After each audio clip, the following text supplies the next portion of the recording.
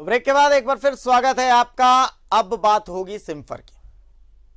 CIMFR यानी केंद्रीय खनन एवं ईंधन अनुसंधान संस्थान। हमने आपको पहले भी बताया है कि सिम्फर क्या है, और मैं फिर कह रहा हूं कि सिम्फर हमारा सिरमौर है। सिम्फर एक ऐसा संस्थान है जहां पर रिसर्च होती है, लेकिन सिम्फर के डायरेक्टर साहब पर कुछ सवाल खड़े हो रहे हैं। हमने ये रिपोर्ट आपको पहले भी दिखाई थी, आज फिर दिखा रहे हैं। इसलिए दिखा रहे हैं कि हमने उम्मीद की थी कि भाई डायरेक्टर साहब अपना जवाब कम से कम देंगे, लेकिन देर सुबह 3 बजे तक मीटिंग होती है सिम्फर में हमारे खबर दिखाए जाने के बाद, लेकिन सिम्फर से कोई जवाब नहीं आता है। आखिर कहां पहुंची डायरेक्टर साहब की कि इतना खबर दिखाए जाने के बावजूद डायरेक्टर साहब पर एक उंगली तक कोई नहीं उठा रहा है, जांच करने की भी जहमत नहीं उठाई जा रही। सिम्फर के डायरेक्टर साहब को लिखी गई एक चिट्ठी जो CMRI के डीजी ने हमें लिखी थी, असल में वो डायरेक्टर साहब को लिखी गई थी। वो चिट्ठी हमारे पास आ गई, हमने उस चिट्ठी को देखा। उस चिट्ठी में फंड रोके जाने का कहा गया था। सिम्फर को फंड्स मिलते हैं, मानदेय मिलता है रिसर्च करने के लिए। हमारे कान खड़े हो गए कि भाई डीजी ने आखिर फंड रोकने की बात क्यों कही। उसमें जिस शब्द का प्रयोग था वो था इरेगुलरिटी।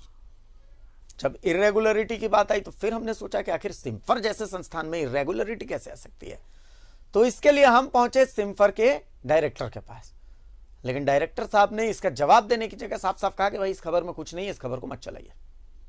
तो सबसे पहले उस चिट्ठी से जुड़ी रिपोर्ट हम आपको दिखाते हैं, और हम आपको दिखाते हैं कि उनसे बातचीत में क्या कुछ निकला है। उसके बाद फिर हम आपको बताएंगे कि यह मामला कहां तक गया है। देखिए रिपोर्ट। सिम्फर के लुटेरे कौन खा रहा है मानदेय?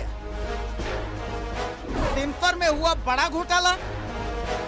अपने रिसर्च और नए नए टेक्नोलॉजी पे काम करने को लेकर के धनबाद ही नहीं बल्कि देश में प्रसिद्ध केंद्रीय खनन एवं ईंधन अनुसंधान केंद्र अब सवालों के घेरे में आ गया है। सवाल इसलिए है कि केंद्रीय खनन एवं ईंधन अनुसंधान संस्थान के एडमिनिस्ट्रेशन ने पत्र जारी करके मानदेय के मामले को लेकर के खुलासा किया है। रिसर्च वर्क के दौरान जो भी लोग मानदेय लेते थे, जो इस यहाँ के मुलाजिम हैं, अधिकारी हैं, कर्मचारी हैं, उन्हें पत्र लिख कर यह कहा गया है कि पिछले 1 साल का जो मानदेय आपने लिया है वो अब आपको वापस देना पड़ेगा, क्योंकि यहाँ पे जो भी सरकारी कर्मचारी हैं, जो अधिकारी हैं, जो डायरेक्टर हैं, वो सरकार से पैसा लेते हैं, और ऐसे में मानदेय फिर से लेना गलत बात है। सिम्फर यानी केंद्रीय खनन एवं ईंधन अनुसंधान संस्थान। यूं तो सिम्फर पूरे भारत की एक संपत्ति है, हमारा सिरमौर है, जहां भारत के सबसे विशिष्ट मस्तिष्क रिसर्च करते हैं हमारी बेहतरी के लिए। लेकिन अब इस चिट्ठी को देखिए।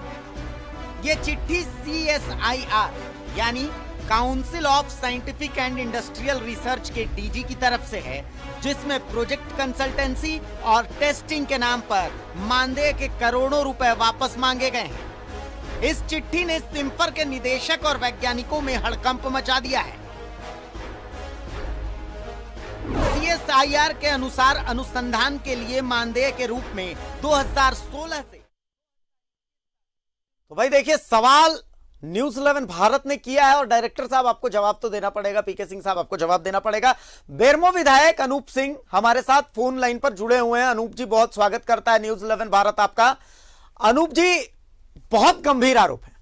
गंभीर आरोप ऐसे हैं कि भाई हमारे हाथ एक चिट्ठी लगती है, हम उस चिट्ठी की जांच के लिए जाते हैं, डायरेक्टर साहब कहते हैं कि नहीं भाई इस खबर को मत चले, इस खबर में कुछ नहीं है, फंड्स में गड़बड़ी का आरोप है। डीजी साहब कहते हैं कि इरेगुलरिटी हुई है जो मानदेय जाता है सिम्फर को।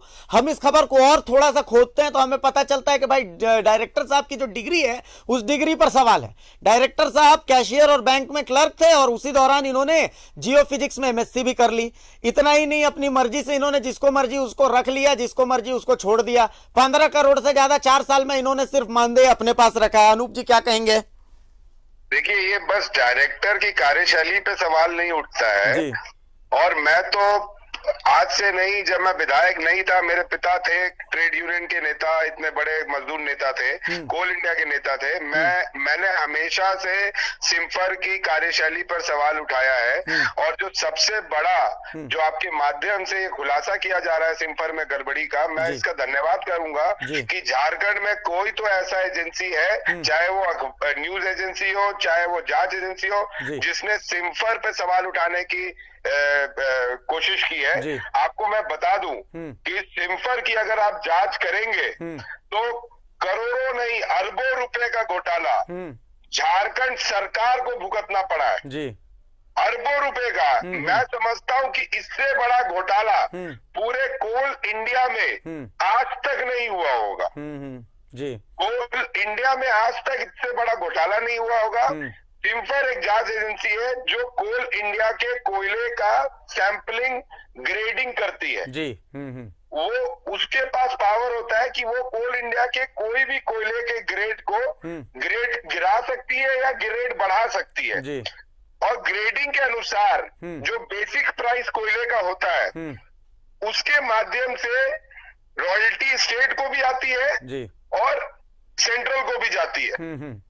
सिम्फर के द्वारा पिछले 3-4 साल में जो हमारे पुराने सीएमडी थे गोपाल सिंह जी, उनके कार्यकाल में हम लोग ने भी पढ़ाई उतनी तो नहीं की है, लेकिन इतना जरूर है कि कोयले को निर्माण होने में हजारों साल लग जाते हैं जी जी।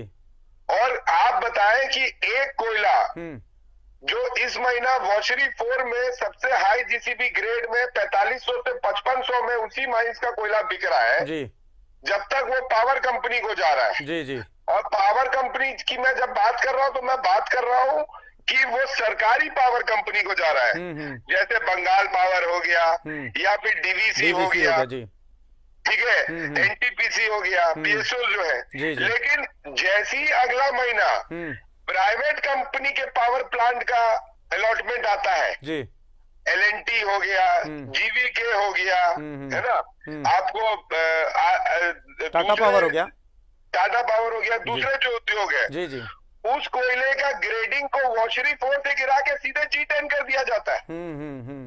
और G10 का ग्रेडिंग गिराने से खाली कोल इंडिया को नुकसान तो हुआ ही हुआ, जिस राज्य के धरती से ये कोयला निकाल रहे हैं, जिस राज्य से इनको इतना भरपूर कोयला मिल रहा है जी, उस राज्य को डीएमएफटी में जो राज्य का सबसे बड़ा विकास योजना का पैसा जिसमें आता है जी, उसमें कितना रॉयल्टी लॉस हुआ जी जी। अगर आप पड़ताल से जांच करेंगे, और मैं तो सरकार से आदरणीय मुख्यमंत्री जी से मांग करता हूं जी कि आप अपनी एजेंसी एसीबी से जांच कराएं जी कि पिछले 5 साल में एक ही खदान के कोयले को, एक ही सिम के कोयले को जी, एक ही पहाड़ के कोयले को एक ही महीना में G4 से G10 कर दिया जाता है, और 4 महीना 6 महीना 8 महीना उसमें से कोयला निकालने के बाद वापस से जब पावर कंपनी गवर्नमेंट की आती है तो उसको G10 से वापस वॉशरी 4 वॉशरी 5 कर दिया जाता है जी।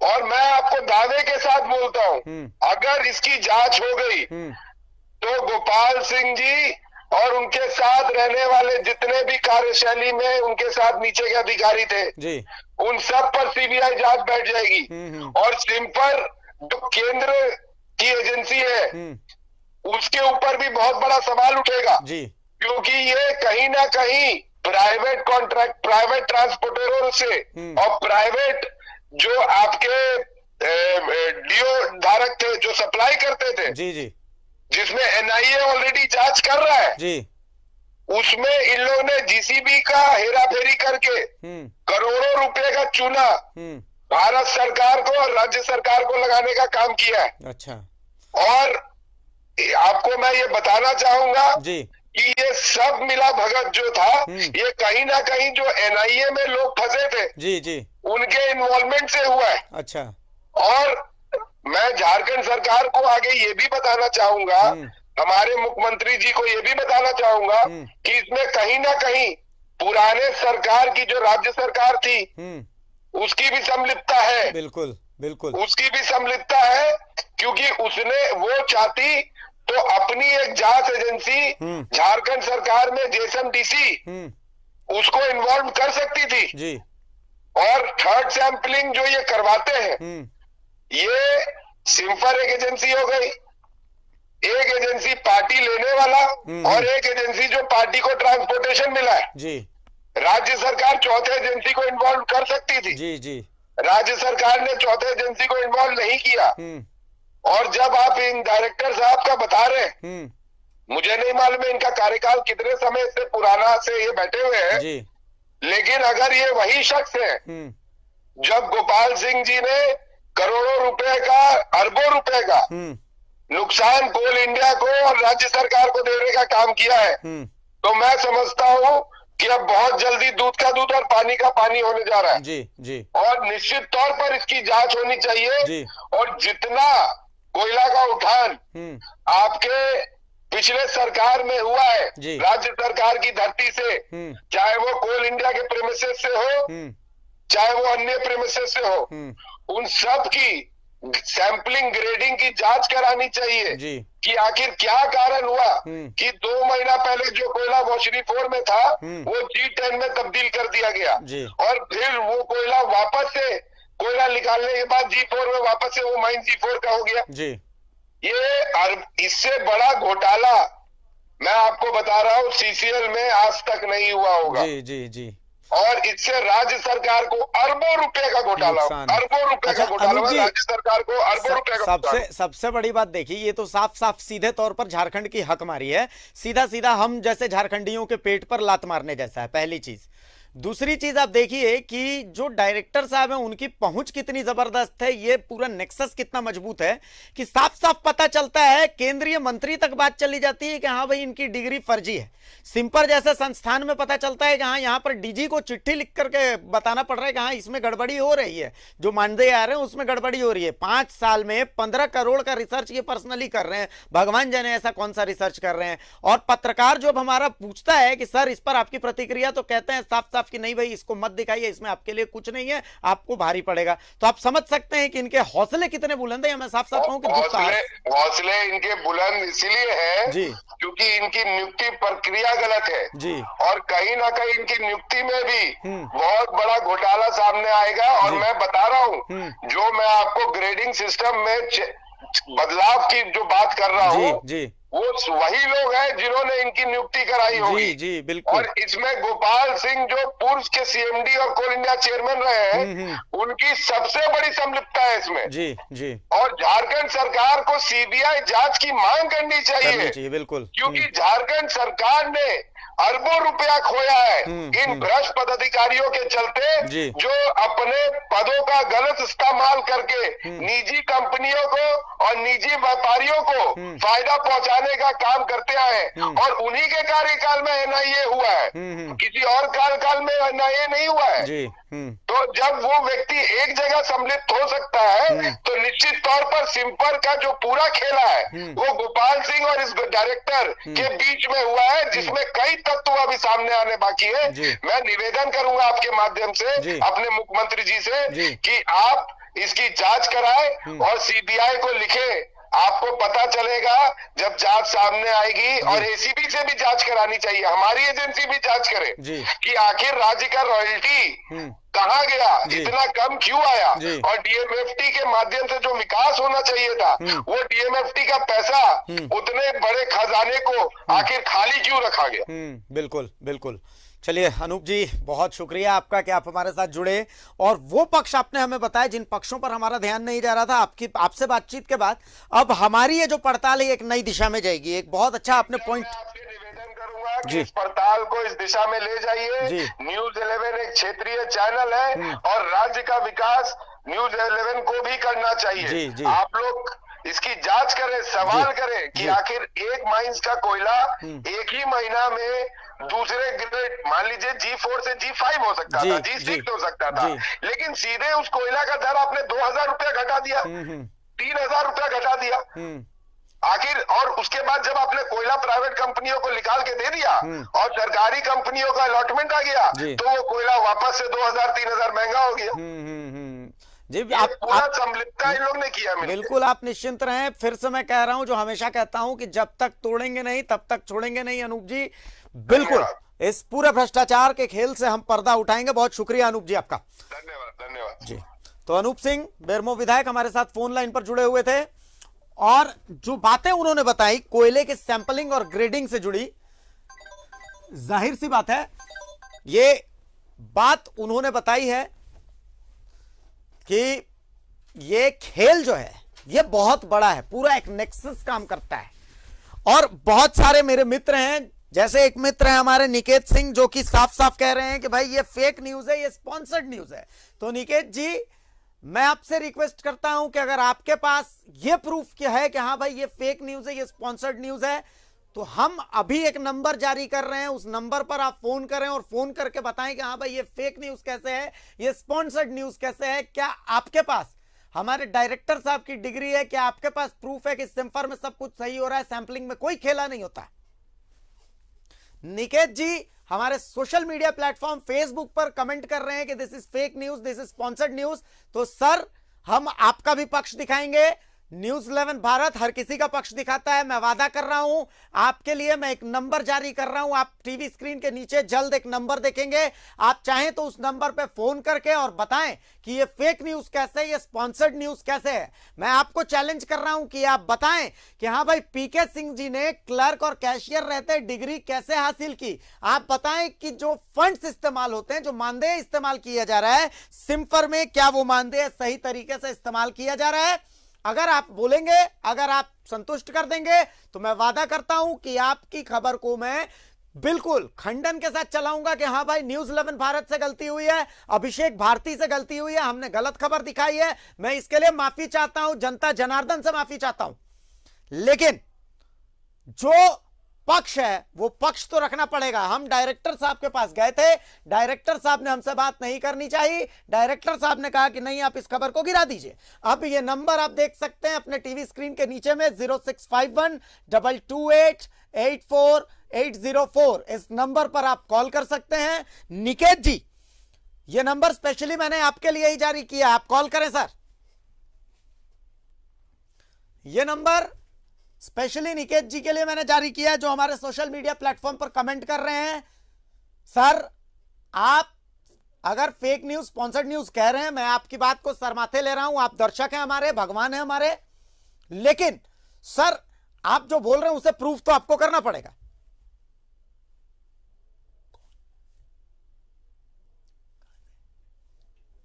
और हमारे साथ एक दर्शक गोमो से जुड़ चुके हैं, एस मलिक साहब। मलिक साहब बहुत स्वागत है, क्या कहना चाहते हैं मलिक साहब? हाँ बिल्कुल, नमस्कार। पहले तो न्यूज 11 भारत को बहुत बहुत धन्यवाद जी, ऐसे गंभीर विषय आप उठाते हैं। जी शुक्रिया। देखिए होता क्या है, ये लोग जो है ना, नौकरी मिल गया इन लोग को, इन लोग जानते हैं कि हमें कुछ नहीं होने वाला है जी। आप आज माना 20 साल 30 साल का रिकॉर्ड उठा के देखिए, आरोप लगते हैं उन लोग को कुछ नहीं होता है जी। इन लोग चाहता है कि मीडिया को कैसे दबाया जाए। इन लोग इतना लूट लिए हैं पैसा कि सबको मैनेज कर सकते हैं। ये मैनेजर सिस्टम जिन लोग का है, ये बहुत खतरनाक सिस्टम है। मलिक साहब, मलिक साहब लॉबी इतना खतरनाक है कि नहीं? आपसे वादा है, झारखंड की जनता से भी वादा है, जो मैं हमेशा कहता हूं कि जब तक तोड़ेंगे नहीं तब तक छोड़ेंगे नहीं। बिल्कुल बिल्कुल, इसी तो न्यूज 11 इसी तो मैं बार बार देखता हूँ जी, बहुत अच्छा लगता, समझे कि नहीं? जी जी, ऐसे मुद्दे होने चाहिए। जी जी, बहुत शुक्रिया मलिक साहब, बहुत शुक्रिया। चलिए, बहुत शुक्रिया। तो एस मलिक साहब गोमो से थे। निकेत जी, अगर आप टीवी देख रहे हैं, चूंकि मुझे यकीन है कि आप देख रहे हैं, आप फेक न्यूज कह रहे हैं, आप स्पॉन्सर्ड न्यूज कह रहे हैं, मैं आपको चैलेंज कर रहा हूं सर कि सर आप फोन करें। आपके लिए ही नंबर जारी किया हमने, आप फोन करें और फोन करके बताएं कि हाँ भाई ये फेक न्यूज कैसे, ये स्पॉन्सर्ड न्यूज कैसे है। बाकायदा कागजात लेके बैठा हूं मैं, मेरे पास ये कागजात हैं जो बता रहे हैं कि भाई डिग्री फर्जी है। साफ पता चल रहा है कि सैंपलिंग में खेल होता है। डायरेक्टर साहब आखिर अपना पक्ष क्यों नहीं रखना चाह रहे, कुछ बोलने से क्यों बच रहे हैं? आखिर क्या सिम्फर एक सीक्रेट सर्विस है?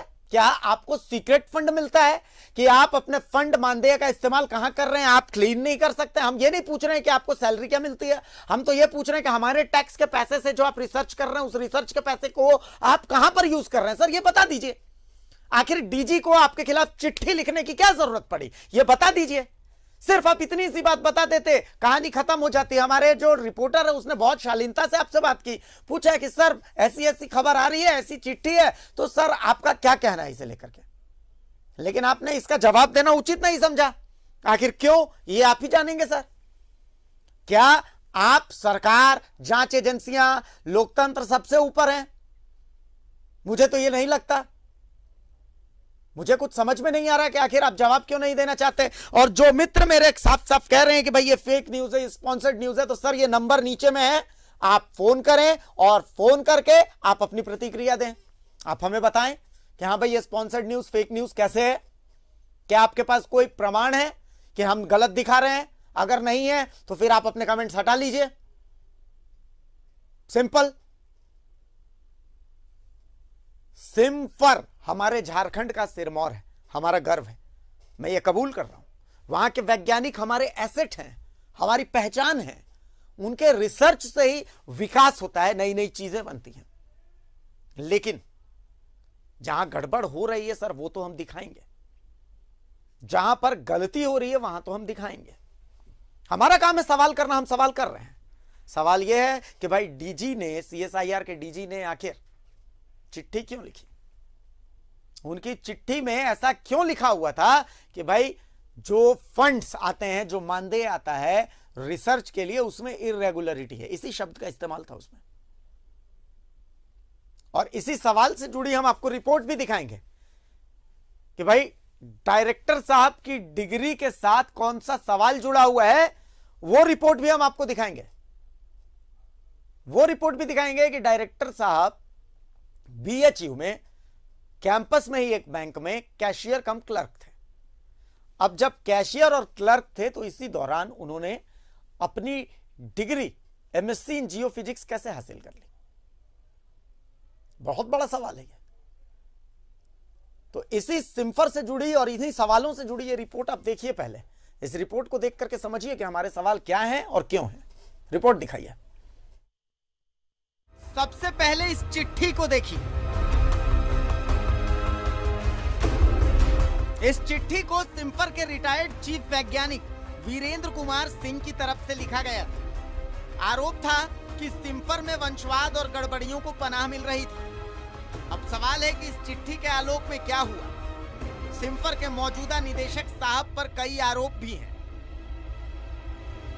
आरोप नंबर 1, पीके सिंह साहब 3 मार्च 1984 से 27 जनवरी 1990 तक बैंक में क्लर्क का काम करते थे। तो फिर बैंक में सरकारी नौकरी करते हुए उन्होंने जियोफिजिक्स में एमएससी कैसे की? आरोप नंबर 2, सिम्फर ज्वाइन करते समय उन्होंने इससे पहले की नौकरी का जिक्र क्यों नहीं किया? इन्होंने ज्वाइनिंग फॉर्म में उस जगह को ही खाली छोड़ दिया जिसमें इनसे जानकारी मांगी गई थी।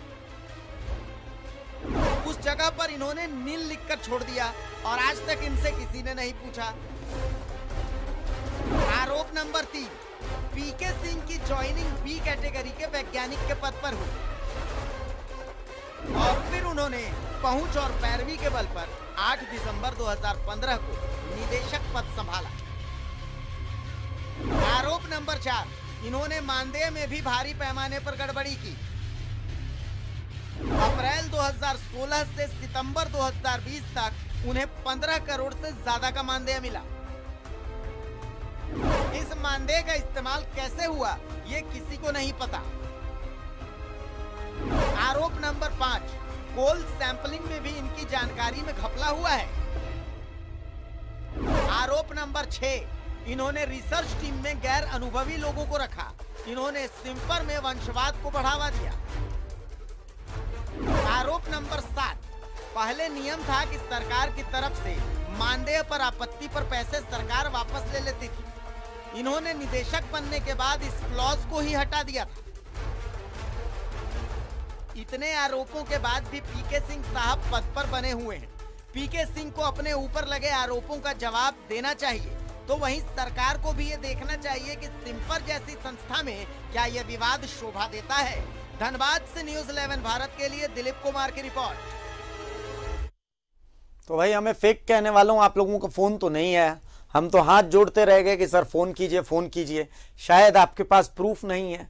वो क्या है कि मुंह तो चमड़े की होती है, बोल देना है, लेकिन प्रूफ हम तो बाकायदा कागजों के साथ बैठते हैं सर। हम तो साफ साफ कहते हैं कि जब तक तोड़ेंगे नहीं तब तक छोड़ेंगे नहीं। और मैं टेबल ठोक करके कहता हूं कि भाई जो भी दिखा रहा हूं सच दिखा रहा हूं, क्योंकि अगर सच नहीं होता तो डायरेक्टर साहब अपना पक्ष रख देते हैं। पर शायद डायरेक्टर साहब को हमसे एतराज है, न्यूज़ 11 भारत से एतराज है, या फिर उन्हें अपनी पहुंच का अंदाजा है। उन्हें लगता है कि कोई उनका कुछ बिगाड़ नहीं सकता। हम तो यही मान करके चल रहे हैं कि कोई शायद उनका कुछ बिगाड़ नहीं सकता, यही वो सोच रहे हैं। इसी कारण से उन्होंने न्यूज़ 11 भारत को या किसी भी मीडिया चैनल को अपनी प्रतिक्रिया नहीं दी। लेकिन डायरेक्टर साहब, जब तक तोड़ेंगे नहीं तब तक छोड़ेंगे नहीं, ये याद रखिएगा, हमारा नारा है। जहां भी गड़बड़ी हुई है उसे हम उसी शिद्दत के साथ उठाते हैं। इस गड़बड़ी का भी हम पर्दाफाश करेंगे। अभी बहुत सारी कहानियां आगे हैं। ये बहुत छोटा सा ट्रेलर हमने दिखाया है, इस ट्रेलर की पूरी फिल्म भी बहुत जल्द दर्शकों के सामने रखेंगे। तो डायरेक्टर साहब, कोशिश कीजिए कि अगर हम कुछ गलत दिखा रहे हैं तो आप हमारे पास आ जाइए। ये मंच सामने लाइव बैठने का मंच है, जहां पर मैं आपको बिठाऊंगा और आप जो तमाम सवाल उनके आप जवाब दे दीजिएगा। मैं तो यही इनविटेशन दे रहा हूं आपको। इसी इनविटेशन के साथ फिलहाल मुझे इजाजत दीजिए। याद रखिएगा, भ्रष्टाचार के खिलाफ हमारी जंग जारी रहेगी, क्योंकि हम जब तक तोड़ेंगे नहीं तब तक छोड़ेंगे नहीं। नमस्कार।